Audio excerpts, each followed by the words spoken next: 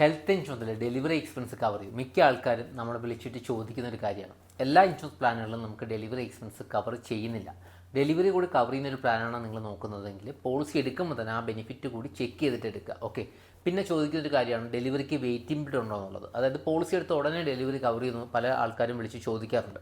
ഒരിക്കലും നമുക്ക് പോളിസി എടുത്ത ഉടനെ കവർ ചെയ്യത്തില്ല. ഏറ്റവും കുറഞ്ഞത് 9 മാസം വെയിറ്റിംഗ് പീരീഡ് ഉണ്ട്. ചില കമ്പനികളിൽ 1 വർഷം, ചില കമ്പനികളിൽ 2 വർഷം, 3 വർഷം വരെ വെയിറ്റിംഗ് പീരീഡുള്ള പ്ലാനുകളുണ്ട്. അപ്പം നിങ്ങൾക്ക് പെട്ടെന്ന് ഡെലിവറി കവർ ചെയ്ത് കിട്ടണമെങ്കിൽ വെയിറ്റിംഗ് പീരീഡ് കുറഞ്ഞ പ്ലാൻ നോക്കിയിട്ട് എടുക്കുക. ഓക്കെ. പിന്നെ ചോദിക്കുന്ന കാര്യമാണ് എനിക്ക് 10 ലക്ഷം രൂപയുടെ ഇൻഷുറൻസ് കവറേജ് ഉണ്ട്, 10 ലക്ഷം രൂപയുടെ ഡെലിവറി കവർ ചെയ്യുന്നു. ഒരിക്കലുമില്ല.